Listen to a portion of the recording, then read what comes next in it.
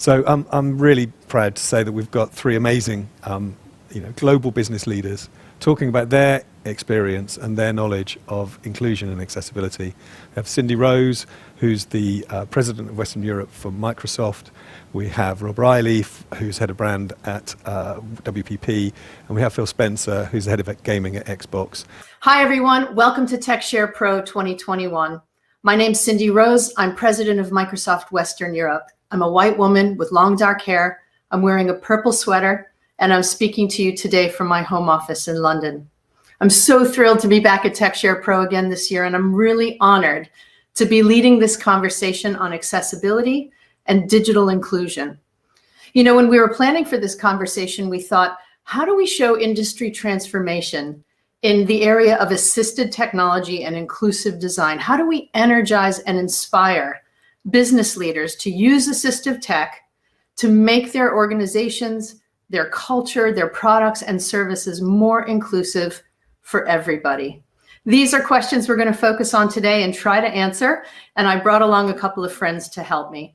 And I'm so delighted to be here with Phil Spencer, our Executive Vice President of Gaming at Xbox. Phil has overseen a remarkable journey at Xbox. Phil, thank you so much for joining us today. Thanks, Cindy. Thanks for having me here. I'm Phil Spencer. As Cindy said, I'm head of gaming at Microsoft. I'm a white male, dark hair. I'm in my work office. I have a blue sweatshirt on, and it's really awesome to be here and talk about a very important topic. You know, for us in the gaming business, we think about bringing the joy and community of gaming to everyone on the planet and creating an inclusive community where everybody can feel included, everybody can see themselves, everybody can feel safe.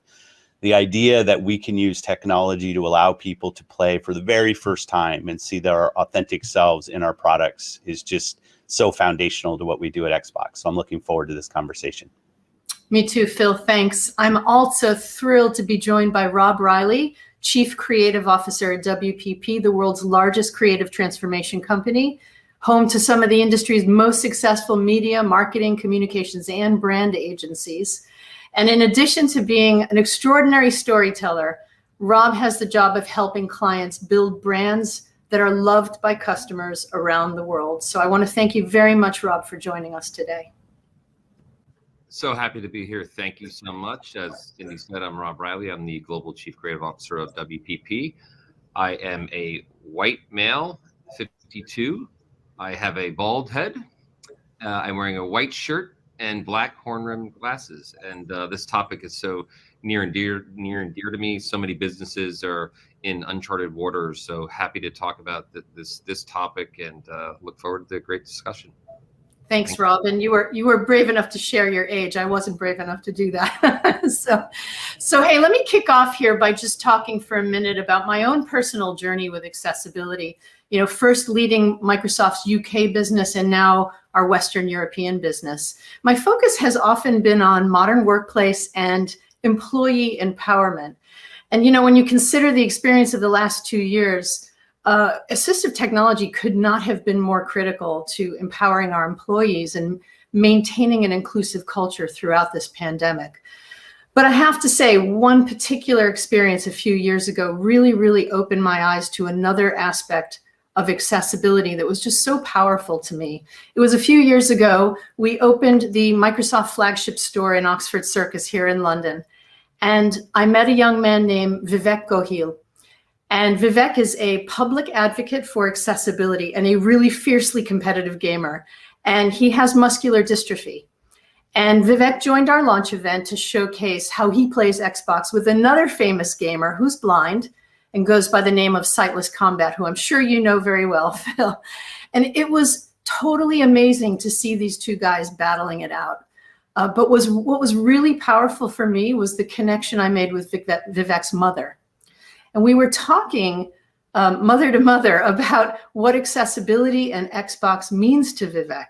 And she described to me, you know, some of the challenges that he faces living with the effects of muscular dystrophy, excuse me. And she said that gaming has completely renewed his sense of purpose and has given him somewhere where he feels he belongs. And that so resonated with me as a mother, but It also stands out in my mind as a brilliant example of a Microsoft leader, that's you, Phil, really living our mission to empower every person on the planet to achieve more. So Phil, I really want to start with you. Maybe you could share with us why accessibility is important to you personally, and why have you made it an integral part of the Xbox strategy? Yeah, it's such a great anecdote. I know Sightless well. We talk often. And when we think about bringing the joy and community of gaming to everyone, that has to include the over 400 million people with disabilities who play video games. They're an incredibly important part of our community. Their voice is heard, their feedback is important. And it's not just in the gameplay itself. As we think about the power of gaming to bring everyone together, to create empathy between groups through the cooperation and competition, as you noted, that happens, we think including everyone is just a fundamental capability that we have to have as an organization to reach our goals. And it's not just in the product creation itself. That is critically important, but it's also in the marketing that we do. People want to see themselves when we're showcasing our products. They want to see themselves included in how we talk about product creation, how we market the products, how we engage the community and the society. I also think it's an important consideration to think about the creators that are out there. We want to make sure that the thousands of games that are in development for our platform right now include creators of all kinds, so that people can actually share their lived experience through the products that they build, so others through the through their play can actually feel what the world looks like and how it feels to different creators through their stories. So it's multifaceted for us.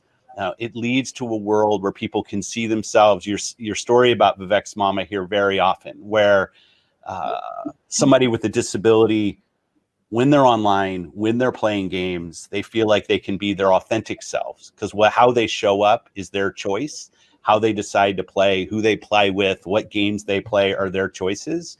And they're not represented by any physical view that somebody has or some kind of outside stigma. It is the way that they play. So the products that we build, how we talk about the products that we build, and the creators themselves are critical components of this. I love it. Thank you. And I love that you make accessibility part of every stage of the process: design, development, publishing, marketing, and that these innovations benefit not only people with disabilities, but the entire gaming community. I just think that's amazing. So Rob, same question for you. Why is accessibility important to you personally? And maybe talk a little bit about the importance of powerful marketing and brand to drive impact. Well, I've been working on Microsoft, and I said it in the sort of pre-discussion that I've been working on Microsoft for 15 years now. I love the brand. I've probably worked on Microsoft more than any other brand in my career. And I think I've just always been attracted to Microsoft's willingness to use technology to better people's lives. And that's an important thing for me as you go through your career of like, okay, are you working on brands or making a big impact? And having done the original I'm a PC campaign, and the people we featured, I met so many PCs that were incredible people with disabilities and people that were challenged in other ways. So I feel like it's always been part of the DNA of Microsoft. So maybe I think because I've worked on a brand who's cared so much about accessibility and inclusion, I've started to care about it, so maybe that's one of the reasons I'm so deeply connected to Microsoft, because I've always believed in that mission to empower people and organizations to achieve more, as you said before. So that to me is probably why I'm so passionate about it, to give Microsoft a lot of credit for that. So I thank you so much for giving me that opportunity. But I definitely believe now today, when it comes to marketing, businesses, have to do the right thing. And if you're not looking at things like accessibility and inclusion, I don't think you're going to survive. It is a business imperative too. I think this isn't just, this is the nice thing to do, this is the philanthropic thing to do. This has to be part of your DNA. And that's why I think it's so natural for a Microsoft, because you've been doing it for so long from the beginning. Now things might be a little bit more out front with actually the products we're making, and we can talk more about the adaptive controller, which I've worked a lot on. But I think, brands have to be part of that. And they have to see it as how do you demonstrate purpose, social impact, and stay relevant. And because listen, to not get political, but governments don't have the resources and don't have the time or the funds to help people and to stand for people and stand up for people. And brands more and more have to be the ones who do it. And Microsoft is leading the way. And I think you'll see more brands start seeing things that brands like Microsoft are doing and say, how do I get involved? How do we evolve? How do we stay relevant and really contribute to society in a way beyond just profit? Yeah, thank you, Rob. Appreciate that. And I appreciate you raising Xbox Adaptive Controller, because that's where I'm going next. Phil, there's so many business leaders tuned into this conversation who might be thinking, how do I get going in terms of creating products that are inclusive of people with disabilities? Maybe you could expand a bit on the Xbox Adaptive Controller journey that we've been on. I think you said it exactly right. This whole process for us is a journey. I don't think there's a destination we're going to land on. And it's really a cultural journey first, and a product journey rides on top of that culture of change that you have inside of an organization. I love the Xbox Adaptive Controller story. We have a week inside of Microsoft where product creators can choose what they want to go work on. And it was a few years ago that a group of employees decided that they wanted to make Xbox gaming more accessible to more people. Through this hackathon project, they came together to work on the Xbox Adaptive Controller. And they started it, you can imagine it looked like a science experiment. It had wires all over the place. It was exactly what you would think it would be as a product is getting incubated, a hardware product. They brought it to us as the Xbox leadership team after the hackathon, looking for funding, looking for support. We went out with that team and engaged with disability communities out there, different agencies that could help us get a real perspective on the product that we were thinking about shipping. And really through a joint collaboration of us as Microsoft, the Xbox team, and many different agencies out there helping us get a perspective on what this product should be, we were able to launch the Xbox Adaptive Controller. And I'm incredibly proud of the journey that product has been on since it launched, and so much of what we've learned as it's been out there, and different companies and different game companies and hardware companies and players have used it. What it really highlights to me when I think about how you enable this is you have to create an environment for your teams where they feel safe to go and experiment on things that are important to them. You have to have the different perspectives inside of your teams so that people can understand, in this case, how a disabled person, how they would try to play and what the barriers are. Those perspectives have to be native on your team. It can't be injected. So the makeup of your team is critically important. You need to give them time and the resources to actually go off and create products. And sometimes when you don't know the destination, it's okay. If it feels like it's something that can enable people to play, in our case, can become part of the community, it was the right thing to do. The journey, in hindsight, probably took us too long, but I'm incredibly proud of the bravery that the team had and the conviction that they had to go create. And what it starts to do is it creates a movement inside of your organization that happens organically. I think about products that we're shipping now, where we have this racing game that just shipped, Forza Horizon 5, shipped last week. It's doing incredibly well. And accessibility was at the core of that product as the team started creating, from the character design, how you can build your character in the game, to implementing things like game speed modifications, so certain parts of the game can slow down. They're getting ready to add American and British Sign Language into the game, so as people are playing, they can actually hear, they can see sign language for the voice that's being spoken in the game. These things are incredibly important. Halo Infinite's getting ready to ship. Halo's a big game of ours. And we have movement-assisted steering that's happening in the game that the team has put in on their own. We have other features in our platform, things like Copilot and work that we've done. All of this is really about empowering the team at large, making them feel safe, making them feel rewarded for building an environment where everybody feels that they can play. The single most important thing for us is to put our player at the center. So players feel like their experience is the thing that we're optimizing for. It's not about a buzzword that we have or a certain business outcome that we're trying to drive. Respect who our player is and build an environment where everybody feels like they can play.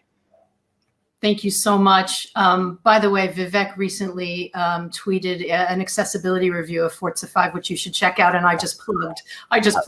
There you go. Do that. There's two things I wanted to pick up on that I love that you just said. We talk a lot about putting customers at the center of everything we do at Microsoft, but it's amazing to see how you've made that happen with accessibility in mind. And I also think your point about partnering and co-creating with the community is absolutely critical. And I'll just give one example. A few years ago, we partnered with Microsoft for Startups here in London, and we decided to support a group of 12 startups, all led by disabled entrepreneurs. And we worked with them to build various assistive technology solutions, which really have brought like breakthrough innovation to the market and I think improved the quality of lives for people with disabilities all over the world. One great example I'll call out is a startup called Signly, and they've developed a web browser extension that displays, as you were mentioning, pre-recorded sign language translations embedded into the pages of a website. Super simple idea, but it's well executed, and it's a real game changer for the deaf community who use sign language. So again, I think this point about co-creating with the community to drive accessibility innovation is just so critical. Rob, yes. Once all the design and development is done, how important is it to have fantastic brand advertising and creative marketing to kind of bring it to life? Talk us through that process. First, I want to say what Phil just said is so inspiring to me. I'm going to steal half of what you said for my teams, because I think that's creating safe environments for people to experiment, is how you change the world, And so, for us as an agency, and this was done at my previous agency, we were always searching. I always taught the teams, like, search for the stories, search for the things that Microsoft are doing. It wasn't necessarily an assignment. And, but we had Kathleen Hall is the chief brand officer. I've worked with her for years, and Chris Caposello. You have people that are pushing us to be looking for stories and looking for telling the Microsoft story in interesting and different ways. Someone on our team, said there's an incredible design project done by Microsoft called the Adaptive Controller. And the thing that people don't talk about enough is how ingenious not only the controller is, the packaging is it ingenious the way it was done too. The details, because, people with disabilities, they don't want to have a controller that isn't cool.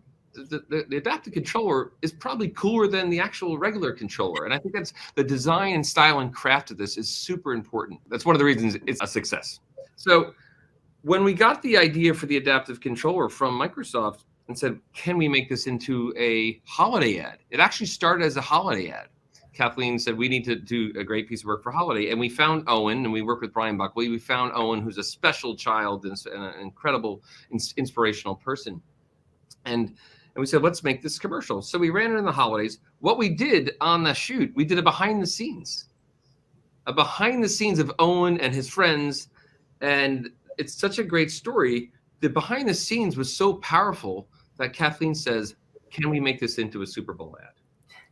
So we went back with Brian Buckley and shot more content and more kids. And it was really important that we showed the kids that were part of it. They weren't sad. They were happy. They just wanted to compete. And that was really critical to show that they want to compete with their friends on an equal level. You give me the right tools, I can kick someone's butt just as much as the next person. And I think that's why it captured the hearts and minds of so many people, because you found telling the story about kids just wanting to compete was the thing that resonated. And I'm super proud to be a part of it. Again, it was a behind the scenes video that turned into one of the most, inspirational Super Bowl commercials of all time. But again, it has to start with a product, right? If Microsoft and Phil and his team and the engineers did not see this as an opportunity to use technology to better someone's life, not every technology company would do that. Then we don't make that kind of content that maybe everybody else in the world sees. And again, as one of the rules of how do things scale, to be able to be on the Super Bowl and spend the money to talk about a product that isn't necessarily here to make a huge profit for the company.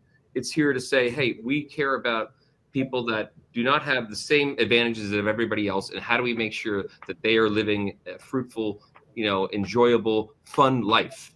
And that was what I think, to me, is my favorite part of just the work and the controller itself. Rob, I've seen that spot 100 times, if not more. And to this day, I think it's one of the most beautiful and powerful pieces of creative I've ever seen. So, hey, thank you for the contribution you made to this campaign. And I don't know, Phil, I'm sure you feel proud as well. Yeah, in the behind the scenes, Rob, I thought you did a great job talking through that. There's a couple scenes where they're talking to Owen's parents, and you can just see, their lived experience in this moment, and just whether it's about the adaptive controller or anything else, seeing Owen light up and seeing him playing with his friends, feeling like he's on a more level playing field. Like as a parent myself, I've seen it over and over, and it gets you every time. It just kind of has to, as a human.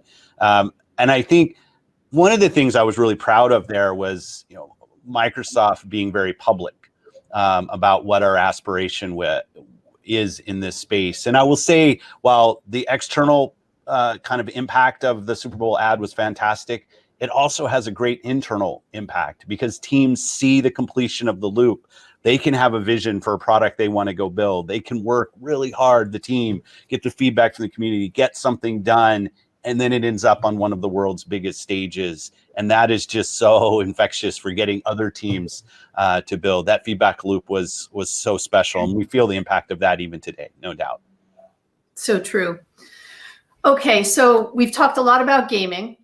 But the principles of inclusion, of course, apply to every industry. And I think the pandemic has taught us, right, if you're a retailer or a healthcare provider or a bank, or you're running a local government service, like, everyone needs to be putting people with disabilities at the center of their thinking and their culture.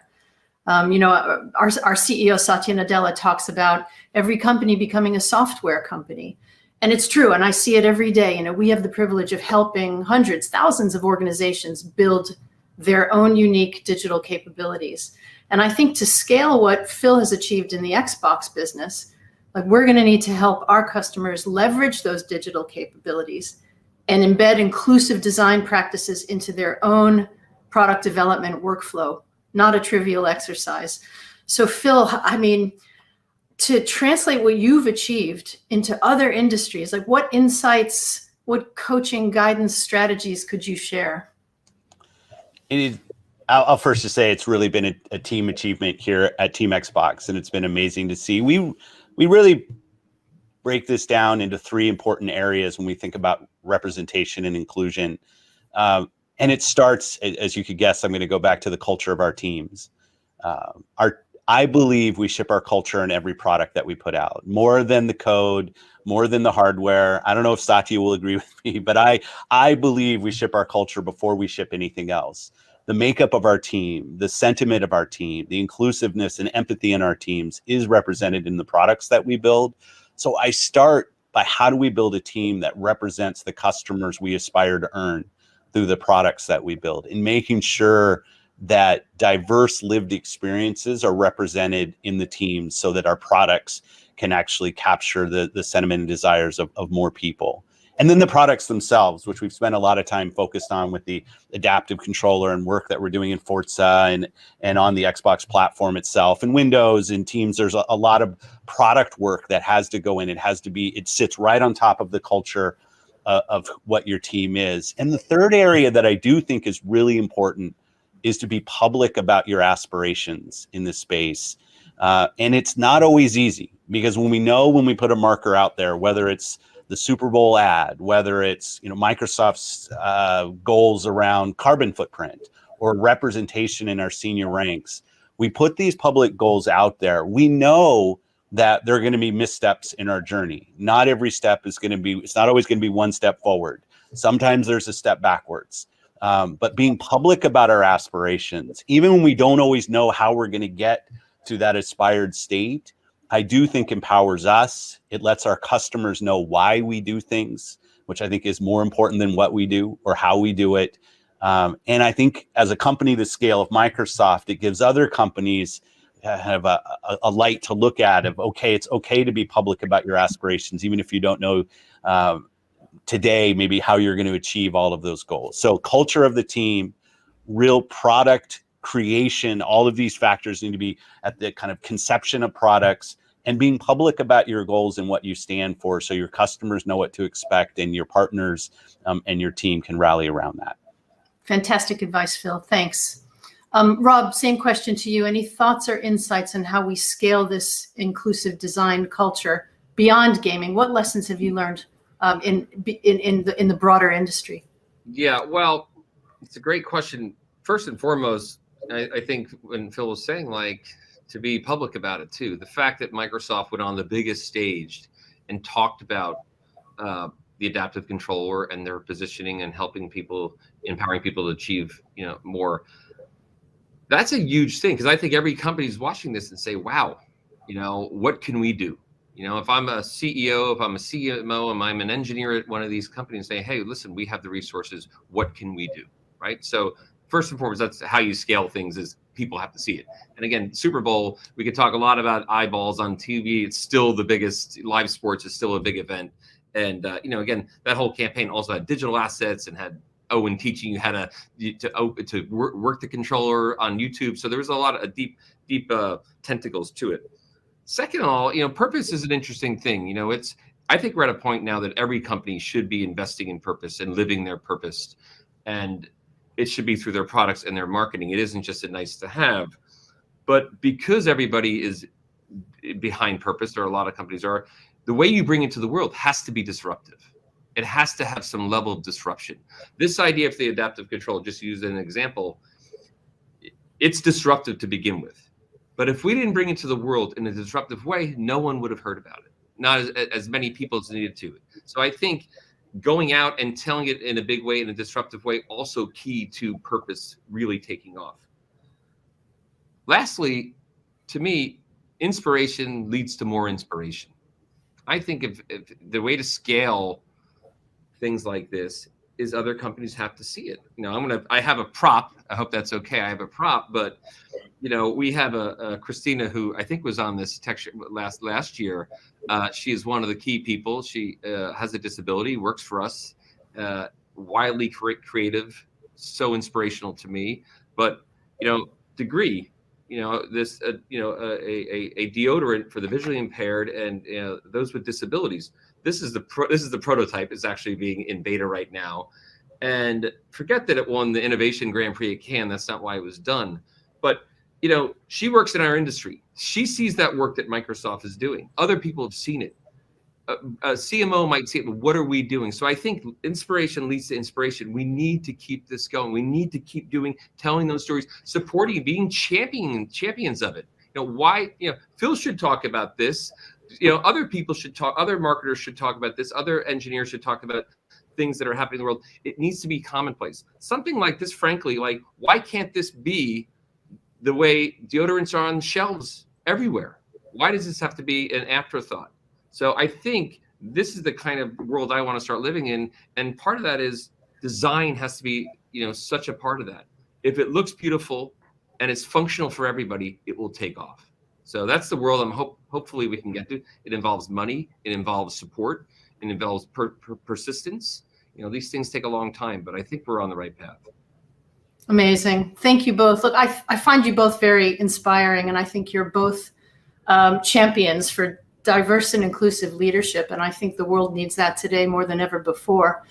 Our employees, our customers, even our own kids, certainly my own kids, expect us as leaders to use our positions and our voices to make a difference on the issues that matter to them. So thank you both.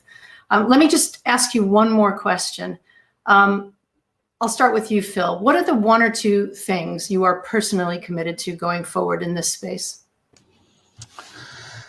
Thanks for the question. I guess it probably won't be a surprise that I start with the culture in our team and just stay so focused on creating an environment here where people feel safe and included to do their best work. I just think it's such a critical component, is a foundation of anything that we aspire to do, both at Microsoft and in Xbox.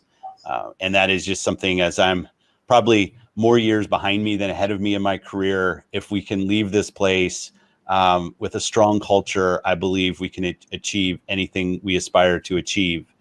The other thing I'll say, which is tangentially related, is in the gaming space specifically, I often think about how many children have their first online interaction through a product like Minecraft or Roblox on our platform. And we want to create an environment where everybody feels safe and included, and we can start to create positive social norms in these online environments, which frankly, don't show up in all spaces. And people like me who kind of halfway through your life, the internet gets injected, you kind of bring your physical norms to the digital space. And I think we have a responsibility as a platform, as a company the scale of Microsoft, to take that role that we play in the youth of the world very seriously, and to cherish that role, and to ensure that everybody feels like they can included. So the Owens of the world feel like they can be included in the community, and through the interactions that people have, that we can start to hopefully create more positive social norms online, and a safe and included place where everybody feels like they're represented. I think that's critically important. Amazing. Thank you. Rob, one or two things you're personally committed to going forward? Well, when I joined WPP, the reason I wanted to work for the largest company that had the chance to have the biggest impact. And one of the things I noticed is the mission, and to steal a little bit of Microsoft's mission, I've always been inspired by it. And the mission of creative transformation and using the power of creativity to better the futures of people, the planet, clients, and communities. Like, what a great thing to wake up to. If you're a young person, you're someone who's 52 like myself, to wake up to. That's what motivates me. So I'm committed to making sure we live that. What are we doing as a company on a grand scale? We're working on a thing called the $5 vaccine right now. It costs Pfizer and costs different companies $5 to manufacture one vaccine. If everyone in the world, if everyone who could afford to could give $5 to buy a vaccine for someone in a country that cannot afford it, we could be rid of COVID, right? So that I'm committed to bringing these kinds of ideas to making sure that we're living in a world that is equal. So that's commitment number one, that WPP is going to continue to do these kinds of ideas. The second one is around diversity and inclusion, and obviously accessibility. It's all together. I do not think we are far enough along in the advertising industry when it comes to diversity. We need to create safe spaces with our clients too, for people that come from different life experiences, as Phil said before, that they have a safe place to grow, experiment, tell their ideas, and we have to do better. So I'm committed to finding people that want to be part of our industry, want to change the world, but do it with their life experiences, their creativity. And we need to create those environments where they can flourish and have incredible careers and change the world. Fantastic. Thank you both. I think we're at time, but I want to thank you both for sharing your thoughts with us today. And, the work you're doing is really making such a difference. And I hope it's been a source of inspiration and a call to action for leaders who are tuned in today and who are thinking about how they can proactively empower people with disabilities within their organization, within their culture, embed inclusive design thinking into their products and services, and make them accessible to everybody. I think at Xbox, you would say, when everyone plays, we all win, right? So thank you all for listening. Have a fantastic TechShare Pro. Thank you. Wow, thank you very much. What an incredible session to hear those senior global leaders talking, our language, isn't it? From the point of the community, the accessibility community that we're all part of, and equally anybody joining in from these keynotes. I mean, this is people talk incredibly about inclusion and accessibility as part of their business culture, and that's a huge moment, I think, for us in AbilityNet and TechShare Pro and the organisers around us. Hearing that, it's fantastic having the support from Cindy at Microsoft, who's made this event happen, and then bringing in those other voices of talking about the change in their organizations and the reason why inclusion and a shift in culture is so important for business. That really caps an incredible day for us, I think, in terms of the point for us is getting that buy-in from the senior level, really being able to talk to senior leaders about the value of the work in inclusion and accessibility, which so many of us are engaged in, but also beginning the conversations with our colleagues and making it easier to have those conversations. All through today, we've had lots of sessions where we're talking about the language and the ways we connect with people, very much the way the Volleyball 500 session was about as well. There are lots of different tools available, just bringing those out into the open and connecting. And then Phil talking about having a team which represents its users, and having disabled people within the workforce is a key part of that, and seeing that shift happen in terms of government policy this morning, hearing from the minister, through the business leaders, top down, and then also through the connections we can make in the community to actually engage with colleagues around us and make change happen. It's a fantastic, fantastic start to the event, and a huge thank you to everybody who's contributed. So that's the end of the keynotes for us. We're going to shift over to the conference platform again. We're going to have a quick chat with some friends here about what's happened today. There's a session going on now about the International Association for Accessibility Professionals, more information about how to join that association, what it does and what benefits that will bring to you. There's lots of other networking that can go on. You can join the speed networking as well, which is open now. So I hope you've had a good day. The discussion forums have been varied, and there's been loads of amazing connections made there. We'll be back tomorrow with more talking about policy and how we can influence policy through to workplace inclusion, accessible content, and then more keynotes at the end of the day. So I hope you can join us then, and thank you very much for coming in today.